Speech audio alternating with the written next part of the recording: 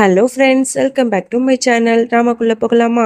நம்மளோட தாரா வந்து சூப்பராக சமைச்சு எல்லாருக்கும் பரிமாறிட்டு இருக்கா. அவங்களும் வந்து நல்லா என்ஜாய் பண்ணி சாப்பிட்டுட்டு இருக்காங்க. அப்போ வந்து அன்னிக்காரி சொல்கிறா, எவ்வளோ நேரம் ஆச்சு, என்னோட கொழுந்தனை இன்னும் காணோம். இவ பாருங்க இங்கே உட்காந்து பரிமாறிட்டு இருக்கா. புருஷனுக்கு என்னாச்சு ஏதாச்சுன்னு ஏதாவது ஃபோன் பண்ணி கேட்குறாளா அப்படிங்கிற மாதிரி ஏற்றி விட, உடனே மாமியாவும் கோவப்பட்டு என்ன பேசலையா அவங்கிட்ட அப்படிங்கிற மாதிரி கேட்குறாங்க. உடனே இருங்க நான் போய் பேசுகிறேன் அப்படின்னு சொல்லிட்டு இவளும் வந்து கால் பண்ணுறா சாம்ராட்டுக்கு. உடனே அவன் எடுக்கிறான். என்ன அவள் எதுக்கு கால் பண்ண அப்படின்னு கேட்க, இல்லைங்க இந்த மாதிரி ரொம்ப நேரம் ஆயிடுச்சு, நைட் நேரத்தில் நீங்கள் இவ்வளோ நேரம் லேட்டாக வரமாட்டீங்களே, என்னாச்சு ஏன் வரமாட்டீங்க, சாப்பிட வாங்க, எல்லாரும் உங்களுக்காக வெயிட் பண்ணுறோம் அப்படின்னு சொல்லும்போது, நான் ஏன் வரணும், எனக்கு மூடு சரியில்லை, நான் இன்னைக்கு லேட்டாக தான் வருவேன், நான் இன்னைக்கு ரொம்ப குடிச்சிட்டு இருக்கேன், அதுக்கு காரணம் நீ தானே, ரோட்டில் நின்று குடிக்க வச்சுட்டேல, என்னத்தான் இருந்தாலும் நீ என் பொண்டாட்டி, இருக்கட்டும் நான் லேட்டாக தான் வருவேன், ஐ லவ் யூ தாரா அப்படிங்கிற மாதிரி போதையிலேயே உளறிட்டு இருக்கான். அவளுக்கு நல்லாவே தெரியுது இவன் நல்லாவே குடிபோதையில் இருக்கான் போல அப்படின்னு சொல்லிட்டு எல்லாத்தையும் சொல்லிட்டு இந்த மாதிரி நான் சாம்ராட்டை கூப்பிட்டு வரேன்னு சொல்லிட்டு அங்கேருந்து போயிடுறா. இங்கே வந்து சாம்ராட் கேட்குறான், இந்த மாதிரி நீ யாரையாவது லவ் பண்ணியிருக்கியா அப்படிங்கிற மாதிரி கேட்குறான். உடனே வந்து சூரஜ் சொல்கிறான், நான் லவ் பண்ணியிருக்கேன் அப்படின்னு. ஏன் அந்த பொண்ணை நீ கல்யாணம் பண்ணிக்கலையா அப்படின்னு கேட்கும்போது, இல்லை நான் அந்த பொண்ணெல்லாம் கல்யாணம் பண்ணல, லவ் பண்ணேன், ஆனால் அந்த பொண்ணு வேற ஒருத்தவனை கல்யாணம் பண்ணிக்கிட்டா அப்படின்னு சொன்ன உடனே அந்த நேரத்தில் தாராவும் வந்துடுறா. இதெல்லாம் பார்த்துட்டு என்னடா இவன் சொல்றான்னு சொல்லிட்டு பார்த்துட்டு இருக்கா. என்னடா நீங்க லவ் பண்றேங்கிறீங்க ஆனா கல்யாணம் மட்டும் பண்ணிக்க மாட்டீங்க, இந்த விஷயத்துல தாராவும் நீயும் ஒரே மாதிரி தான் இருக்கீங்க, நீயும் ஒரு பொண்ணை லவ் பண்ண அப்புறம் கல்யாணம் பண்ணிக்கல, அதே மாதிரி என்னோட தாராவும் ஒருத்தவனை லவ் பண்ணா ஆனா என்ன கல்யாணம் பண்ணிக்கிட்டா, ஆனா நான் அப்படி இல்லப்பா, நான் தாராவை தான் லவ் பண்ணேன், அவளை தான் கல்யாணம் பண்ணிக்கிட்டேன் அப்படிங்கிற மாதிரி புலம்பிட்டு இருக்கான். இது வந்து ரொம்ப வந்து சீரியஸா போகுதே அப்படின்னு சொல்லிட்டு தாரா தடுக்க பாக்குறா. வாங்குங்க வீட்டுக்கு போகலாம் அப்படின்னு சொல்லிட்டு அவனை கூட்டு போக பாக்குறான். ஆனா அவன் வரமாட்டான். நான் ஏன் வரணும், நான் வர முடியாது, இந்த பாரு பாட்டில் ஃபுல்லா இருக்கு, இது ஃபுல்லா காலியானதுக்கு அப்புறம் தான் நான் வருவேன், நீ போ வீட்டுக்கு அப்படின்னு சொல்லிட்டு அவன் பாட்டு வந்து அப்படியே குடிச்சிக்கிட்டே ரோட்ல நடந்து போறான். உடனே வந்து இவ சோரஜை வந்து திட்டுறா, எதுக்கு நீ இப்படி பண்ற, இவர்கிட்ட நீ பேசாதன்னு நான் அவன்கிட்ட எத்தனை தடவை சொல்லியிருக்கேன், நீ திருந்தவே மாட்டல அப்படின்னு அவனை திட்டிக்கிட்டு அவன் பின்னாடியே போறா. வாங்க சாம்ராட் போலாம் அப்படின்னு சொல்லிட்டு கையை பிடிச்சி இழுத்துட்டு இருக்கா. நான் வரலன்னு அவனும் சொல்லிட்டு இருக்கா. அங்க நிறைய ரவுடி பசங்க இதெல்லாம் பார்த்துட்டு இருக்கானுங்க. ஏய் என்னடா நடக்குதுங்க, எல்லா விஷயத்துலயுமே பொண்ணு கையை பிடிச்சி தான் பசங்க இழுப்பானுங்க, இதுல என்ன டிஃப்ரெண்டா இருக்கு, பையன் கையை பொண்ணு பிடிச்சி இழுக்கிறா, என்ன நடக்குதுங்க, அப்புறம் உங்க கையில எவ்வளவு பணம் இருக்கோ எல்லாத்தையும் எடுங்க அப்படின்னு சொல்லிட்டு மிரட்டிட்டு இருக்கான். உடனே சாம்ராட் வந்து கோவப்படுறான். ஏய் நான் யார் தெரியுமா, சாம்ராட் சிங், ஏன் கிட்ட வச்சுக்காத, அப்புறம் நீ பின்னாடி ரொம்ப வருத்தப்படுவ அப்படிங்கிறான். ஏய் நீ யாரா வேணா அதை பத்திலாம் எனக்கு கவலை கிடையாது, இப்ப எடுக்க போறியா இல்லையா, இல்லைன்னா உன் பொண்டாட்டி என்ன பண்ணுவேன்னு தெரியாது சொல்லிட்டு பிளாக்மெயில் பண்றானுங்க. உடனே இவனுக்கு கோவம் வந்து பிடிச்சி அடிச்சு விட்டுறான். உடனே அந்த கோவத்துல அங்க இருக்கிற நிறைய ரவுடி பசங்க எல்லாருமே அவன் கையை பிடிச்சிட்டு சாம்ராட்டை அடிக்க ஆரம்பிக்கிறானுங்க. இதெல்லாம் பார்த்தா தாராக்கும் ரொம்பவே வந்து பயமா இருக்கு. உடனே வந்து கத்துறா, எல்லாரும் விடுங்க, என்னோட சாம்ராட்டை விடுங்க விடுங்கன்னு கத்துறா. ஆனா அவளையும் பிடிச்சி தள்ளி விட்டுறானுங்க. இப்ப அவ கையையும் வந்து பிடிச்சிக்கிட்டு அவகிட்டையும் ரொம்ப தப்பா நடக்க பாக்குறானுங்க. அந்த நேரத்துல இவ பயத்துல சூரஜ் இங்க வா அப்படின்னு சொல்லிட்டு கத்திடுறா. இந்த சவுண்டு கேட்ட நம்மளோட சாம்ராட்டுக்கு செம்ம காண்டாகுது. சூரஜ்னு கூப்பிட்ட உடனே தாரா என்னாச்சு அப்படின்னு சொல்லிட்டு நம்மளோட சூரஜ் தான் ஓடி வரான். அப்போ கரெக்டா மணி 9 இருக்கும். அதனால சூரஜ் வந்து ஆத்மா உருவத்துக்கு மாறிடுவான். இங்க வந்து நம்ம சாம்ராட்டுக்கு வந்து ரொம்பவே கோவம் வரும். ஏன்னா சூரஜ் அப்படின்னு சொல்லிட்டு தாரா கத்திருப்பால, அதனால அந்த கோவத்துல என்ன பண்றான், எல்லா ரவுடிங்களையும் போட்டு அப்படியே அடிச்சு தம்சம் பண்றான். அதோட அவனுங்களும் பயந்துட்டு ஓடிடுறானுங்க. உடனே நம்ம தாரா பக்கத்துல வரான். அவனுக்கு ரொம்பவே கோவம் வராது. உடனே ஒரு கிளாஸ் பாட்டில எடுத்துட்டு அவ தலையில அப்படியே அடிக்கிற மாதிரியே போறான். இப்ப என்னடி சொன்ன, என்ன பேர் சொன்ன, சொல்லு சொல்லு அப்படின்னு சொல்லிட்டு கேட்கிறான். உடனே தாரா பயந்துட்டு, என்னங்க சொல்றீங்க, நான் என்ன சொன்னேன் அப்படிங்கிற மாதிரி அவ கேட்கிறா. எனக்கு தெரியும் நீ இப்ப ஒரு பேரு சொன்ன, அதை சொல்ல போறியா இல்லையா அப்படின்னு சொல்லிட்டு பயங்கரமா கத்துறான். அவளும் பயந்துட்டு சூரஜ்ங்கிற மாதிரி பேரை வந்து சொல்லிடுவான். ஆமா நான் அவன் பேர் தான் சொன்னேன் அப்படின்னு. உனக்கு எவ்வளவு திமிரு, உன் புருஷன் பக்கத்துல இருக்கும் போதே நீ வந்து உன் காதலனோட பேரை சொல்லுவியா, அப்போ உனக்கு என் மேல உனக்கு எந்த அக்கறையும் இல்லை, என் மேல உனக்கு பயமும் இல்லை, என் மேல எந்த பாசமும் இல்லை தானே, அவனை தானே நீ விரும்புற அப்படிங்கிற மாதிரி மறுபடியும் தப்பா பேசுறான். நீங்க நினைக்கிற மாதிரி ஒன்றும் இல்லை, நான் வந்து தப்பான எண்ணத்துல சொல்லலை, நீங்க வந்து ஆபத்துல இருந்தீங்க, எனக்கு ரொம்பவே பயமா இருந்துச்சு, உங்களுக்கு ஹெல்ப் பண்ணணுங்கிறதுக்காக தான் நான் வந்து தெரியாம அவன் பேரை சொல்லிட்டேன், மன்னிச்சிருங்க அப்படிங்கிற மாதிரி சொல்றான். நீ என்னத்த சொன்னாலும் நீ பண்ணது தப்பு தான் அப்படின்னு சொல்லிட்டு அவன் கத்துறான். அவன் நல்லாவே குடிச்சிருக்கிறதுனால போதையில என்ன என்னமோ உளறிட்டு இருப்பான். அப்ப அந்த கிளாஸ் கீழே உடஞ்சதுல அவனோட கையிலையும் வந்து பிளட்டா வந்திருக்கும்.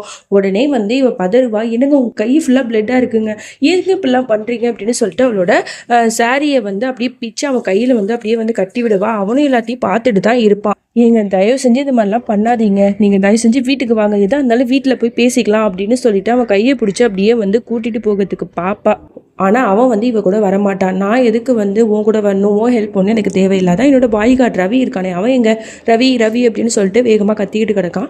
அவன் இருக்கிற இடத்துக்கும் போய் பார்க்குறான். அவனை எங்கேயுமே காணோம். எங்க போனான்னு தெரியலையே அப்படின்னு சொல்லிட்டு புலம்பிக்கிட்டு இருக்கான். அப்ப வந்து தாரா வந்து அவன் பின்னாடியே வந்து போயிட்டு இருப்பா. அப்ப பார்த்தா நிறைய இலைகள்லாம் வந்து அவ காலில் வந்து அப்படியே ஒண்ணுக்கு ஒண்ணு ஒண்ணா வந்து ஏறும்.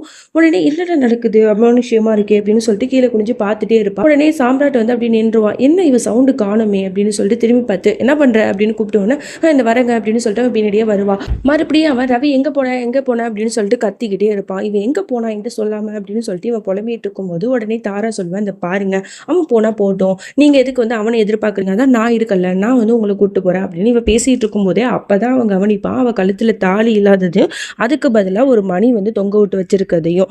உடனே கேட்குறேன், என்னது இது புதுசா இருக்கு, எல்லாரும் தாலி தான் போடுவாங்க, ஓகே அந்த தாலியை நான் கோவத்துல அறுத்துட்டேன், இப்போ என்ன அந்த மணியை போட்டிருக்க, என்னது இது, ஓ என் வீட்டில் என் அம்மா தானே இதெல்லாம் பண்ணாங்க, பார்க்கவே ரொம்ப ஃபன்னியாக இருக்குது, வா வா வீட்டுக்கு போகலாம் அப்படின்னு சிரிச்சுக்கிட்டே வீட்டுக்கு போகிறான். இங்கே எல்லாருமே வந்து சாம்ராட் வந்து எங்கே போனான்னு தெரியலேன்னு சொல்லிட்டு புலம்பிக்கிட்டு ரொம்பவே கவலையாக இருக்காங்க. உடனே வந்து அண்ணக்கார சொல்கிறான், என்ன நீங்கள் என்னமோ சின்ன பிள்ளையா அவன் காணோன்னு சொல்லிட்டு எல்லாரும் வந்து அப்படியே ஒப்பாரி வைக்கிற மாதிரி அப்படியே சோகத்தில் ஆழ்ந்திருக்கீங்க, ஏன் தாராவு தானே காணோம், அவளை பற்றி யாராவது கவலைப்பட்டீங்களா, உங்களோட பையன் காணோன்னா மட்டும் உங்களுக்கு வந்துருமா அப்படின்னு சொல்லிட்டு அவன் பேசிகிட்டு இருக்க. ஆமாம் உனக்கு வேறு வேலையே இல்லையடா, ஆமாம் என் பையன் காணோன்னா நான் வருத்தப்பட தான் செய்வேன், உன் வேலையை பாரு அப்படின்னு சொல்லிட்டு இவங்க ஆர்கியூமெண்ட் பண்ணிகிட்டே இருக்கும்போது அங்கே சாம்ராட்டும் வந்துடுறான். சாம்ராட்டை பார்த்த உடனே தான் அவங்களுக்கும் ரொம்பவே ஹாப்பி ஆகிடுது. வந்துட்டியாப்பா அப்படின்னு பார்த்த உடனே கையில் வந்து காயமாக இருக்கிறத பார்த்துட்டு என்னப்பா என்னாச்சு உன் கையில் அப்படின்னு கேட்கும்போது அதெல்லாம் ஒன்றும் இல்லைம்மா, இதெல்லாம் வந்து சாம்ராட்டுக்கு சின்ன சின்ன காயம் தான், அதெல்லாம் பெருசாக இல்லை அப்படின்னு சொல்லிட்டு பேசிகிட்டு இருக்கும்போது அங்கே தாராவும் வந்துடுவான். ஆமாம் நான் உங்ககிட்ட கேட்கணும்னு நினச்சேன், என்னம்மா அது புதுசாக ஏதோ ஒன்று பண்ணி விட்ருக்கீங்க போலக்கே, சிறப்பாக இருக்குது, என்னம்மா அது மணியை கட்டி விட்ருக்கீங்க,